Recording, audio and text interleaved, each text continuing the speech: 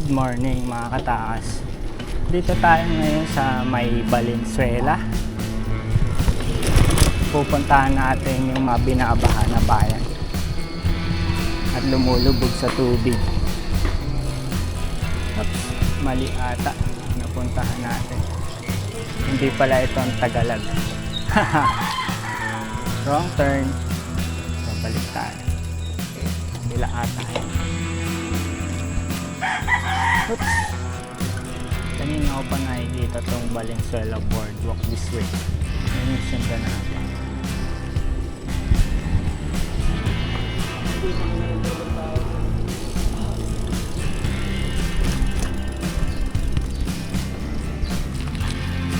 Ito pala yung kaso anong ginagawa? Anong isda po nahuhuli nyo dito, Tay? Tilapia. Tilapia. Pag umuulan po, sir, bumaba dito. Umaapaw po yung tubig. Pag walang tigil. Pag walang tigil po. May mga isda nga na maliliit. Layo. Ang ganda ng bahay mo tapos meron ka pang hanap buhay. Alaga na isda. Huli si sir.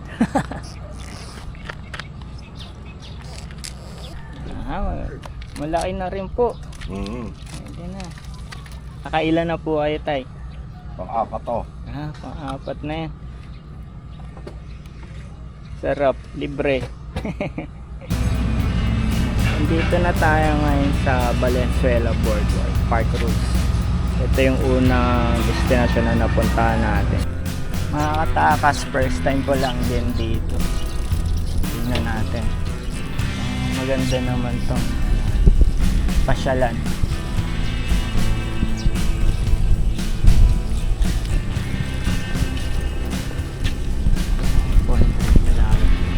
May mga ano pala dito, clothing na nire-rentan. Good morning po. Hindi mag-wait pala dito, no?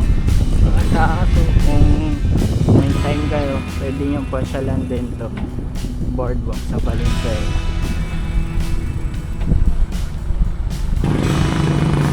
Morning po. Sarap mag-bike dito.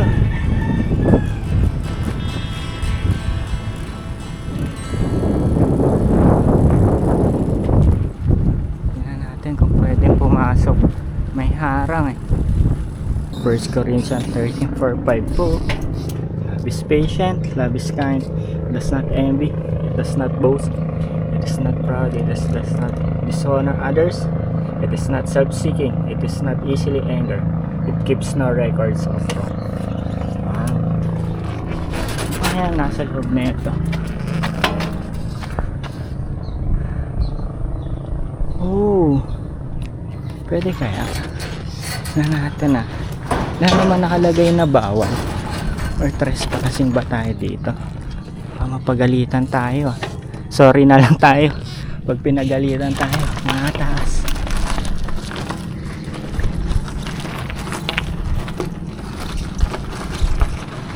So ayan, ito pala yung boardwalk ng Valenzuela. Yun nga lang, daming dumi.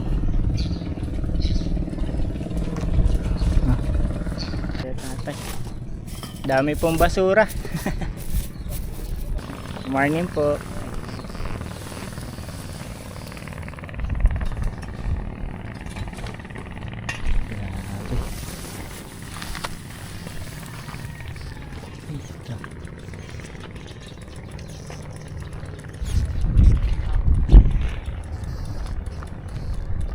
Mga ginagawa po palang building doon. Kasi ito na yung dulo na tong boardwalk.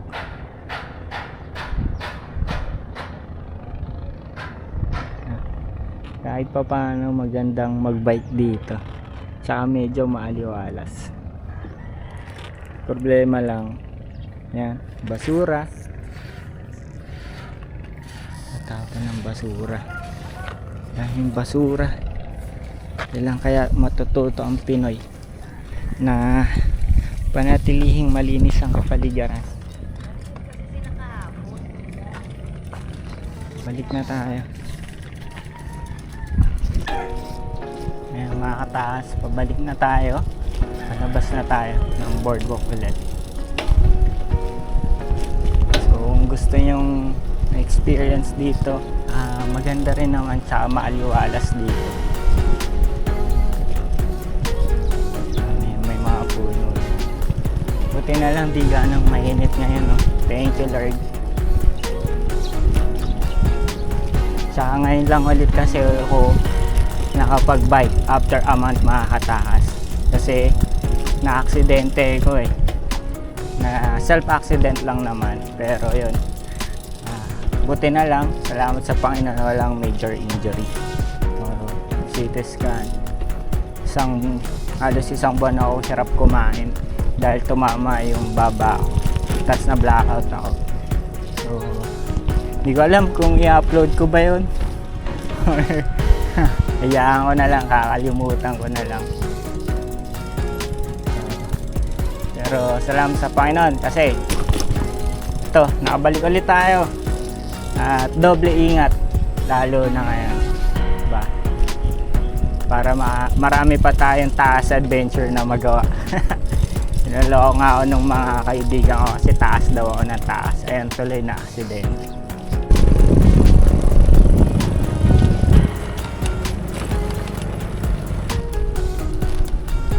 Ay dito sa Valenzuela Boardwalk.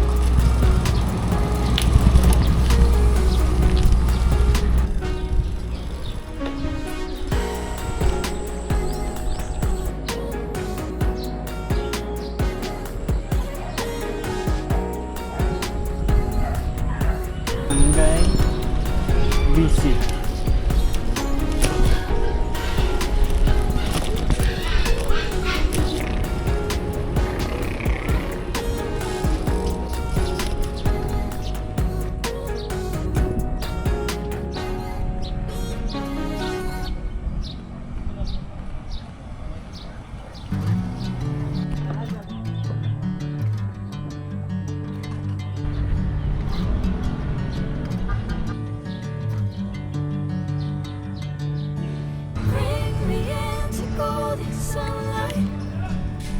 Kain tayo ng baon nating tinapay na merong strawberry jam galing pa. Sinking in, I know this feels right. Catching the rays of moving through me like a wildfire, like a wildfire.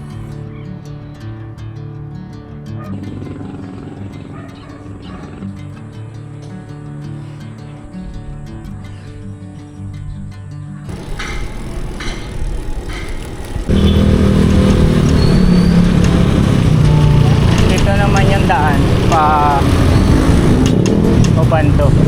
Pag nakita nyo yung parokya San Diego dito sa Valenzuela, kakanan kayo. Ito rin sa Tours Attraction, bahay ni Dr. Pio dito sa Valenzuela City.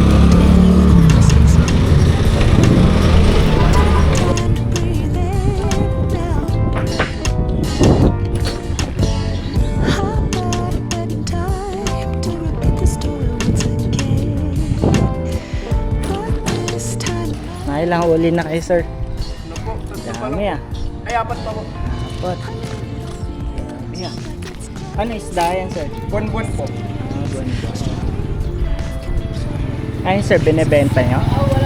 Alam po, Pang ulam-ulam. pusa. Kaso pusa lang, di ba pwede sa tao yan? Pwede naman po. Kaso sobrang tinig po yung katulad ng bitbit. Ang bola-bola po. Pwede po.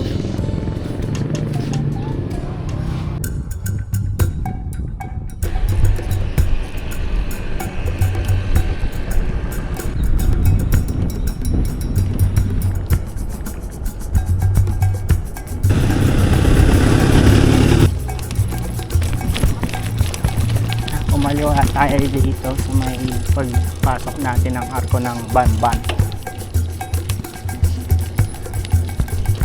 So, makikita natin dito na yung puro gilid natin. May mga tubig na.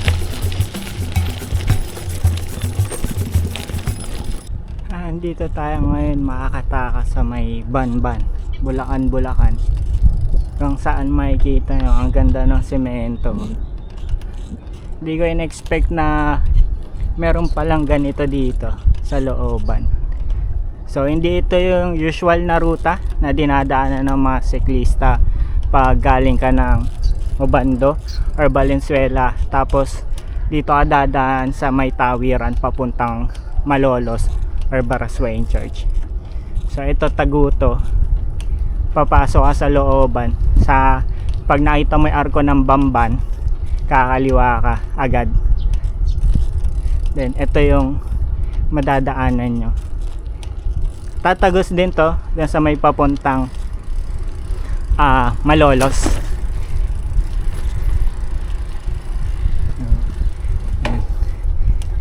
Diba? Ganda rin ditong magbike. Tsaka di ganun kapangit yung daan. Dito sa part na to, medyo hindi na okay yung semento, yung daanan, lalo na kung naka road bike ka. Pero kung naka gravel ka or MTB, walang problema, okay na okay.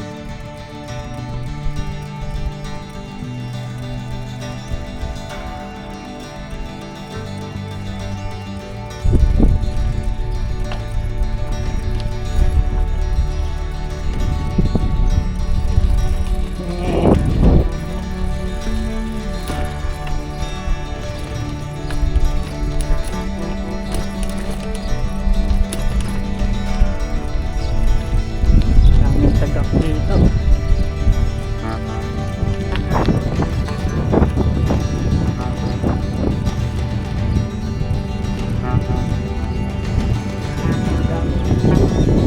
ganda.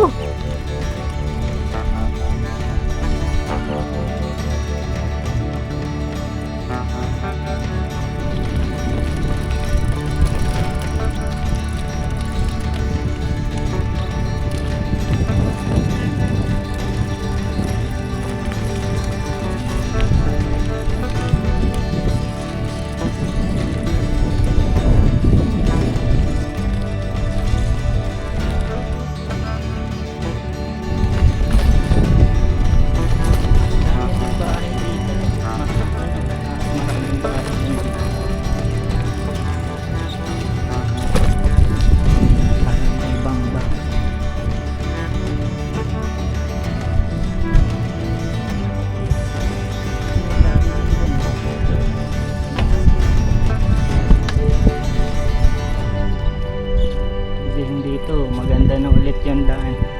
So hindi lahat ng daan okay, so, pero naka MTB ka tsaka gravel, sok na sok.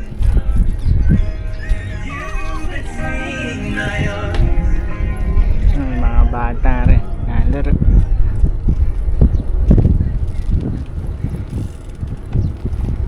May mga nagpa-bike na din dito pala, oh, or mga taga dito siguro to nakatira. Ganda niya, makakataas.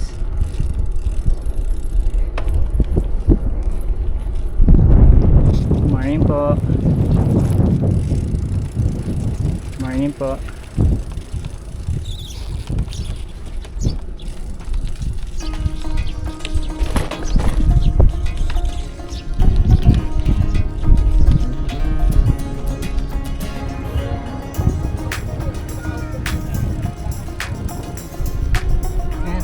Ito na ata yung dulo. Makapalabas na ata ito. Balik na sa main road.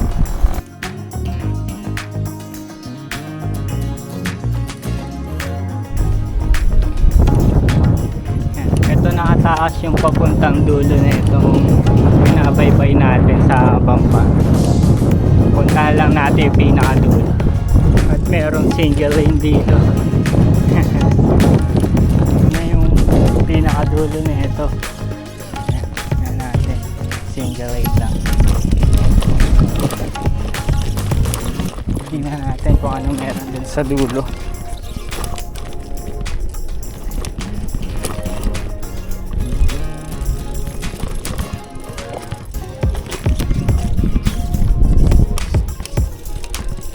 Sa lubong tayo nito.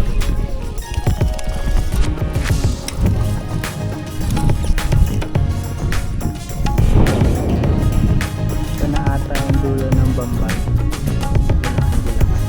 Pero may mga bahay pa. So puntahan natin yung pinakadulo. Mga bahay na check din natin. Motor ang pangunahing sasakyan ng mga taong nakatira dito. Ayan o. Yung parkingan nila. Galing, no? Tara, tingnan pa natin. So, kailangan lang natin magdoble ingat. Baka malaglag tayo. Ito, naayos na nila. Pinapalaki nila yung daan.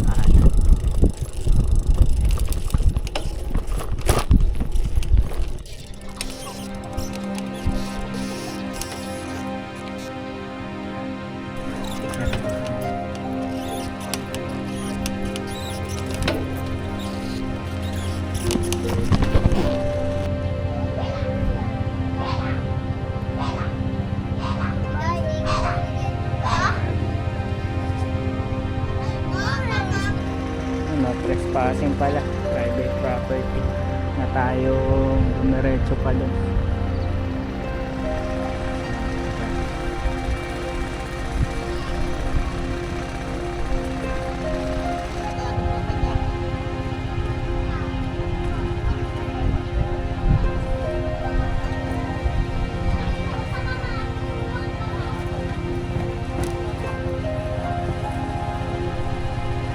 Labas na tayo, main road. Pero all in all, masarap pa rin magbike sa ruta na to. So maganda yung lugar, peaceful, diba?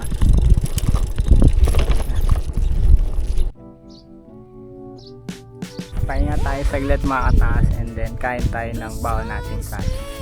So nagbabaon ako kada ride para tipid, diba? Kaysa bumili. Please. Ito yung nagluto. Ito yung naglaga.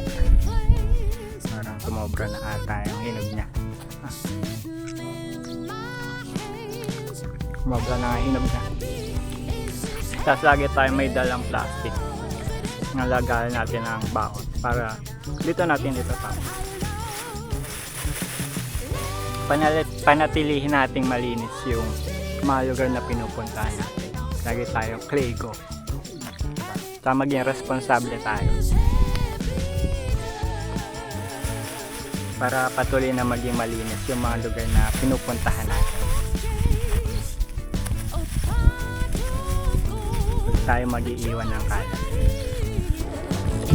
Dito tayo pumasok kanina. Yung sa dulo ng pinuntahan natin.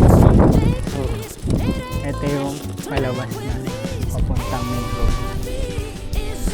Daming tagak dito.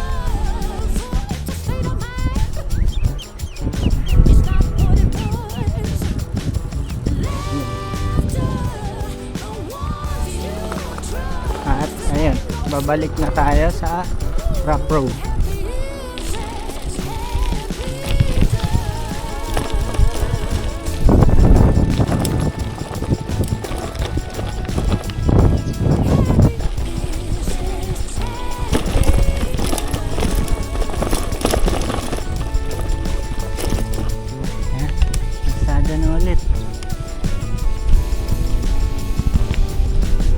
Naglagay na tayo ng balabal sa mga makatakas kasi mainit na, 11 na ng tanghali, pero okay lang kasi ito naman yung nakikita natin.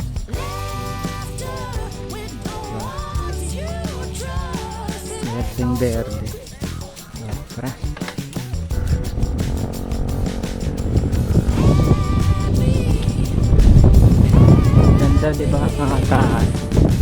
sulit yung pagbabay dito.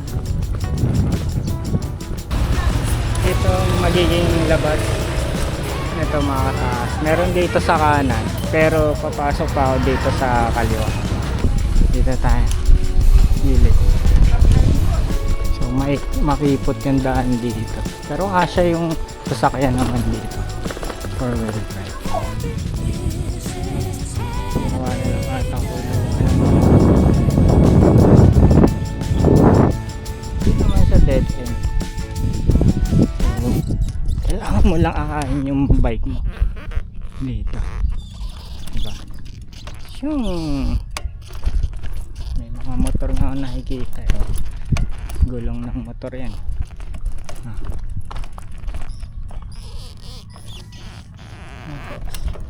Yan.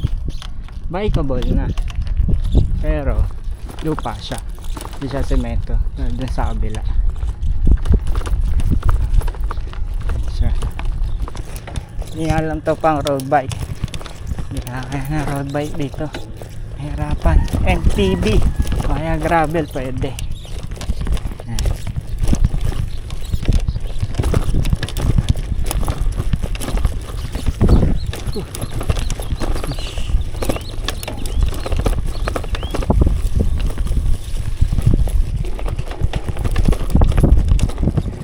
Yan po.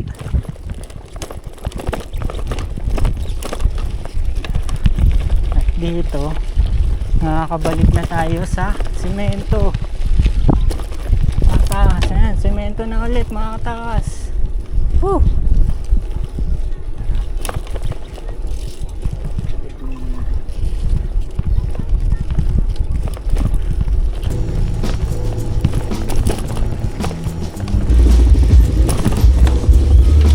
Ayun, ang labas pala nito, it's Pitpitan.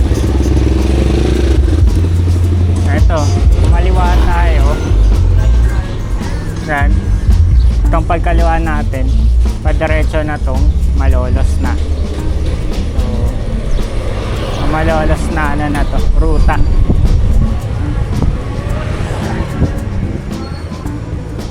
Ayan. Salamat po, bayan ng Bulacan. So, paglagpas natin dito, ito na, Malolos na to.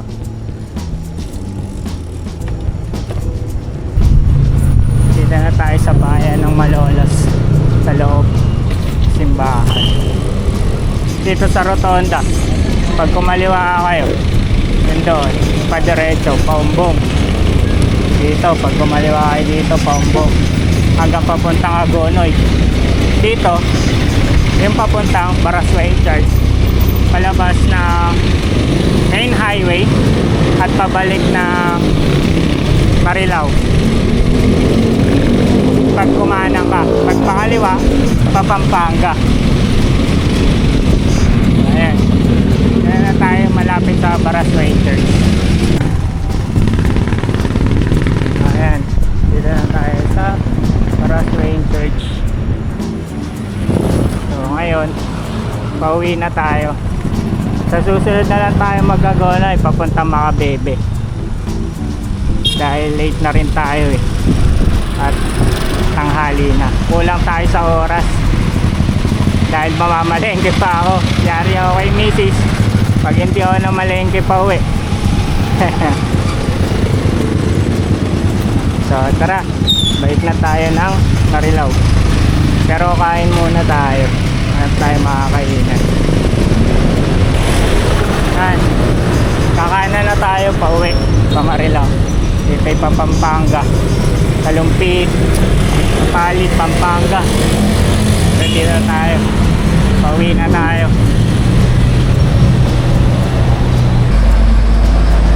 Buko break muna. Baka di na ako mag-lunch. Dumiretso na akong Marilao. Uwi na agad. Mamamalengke lang. Saglit lang naman ako mamamalengke. Pork chop lang bibiling ko tsaka lettuce. Kainin ko na rin yung saging ko dito. Saging na lang muna hanggang makauwi.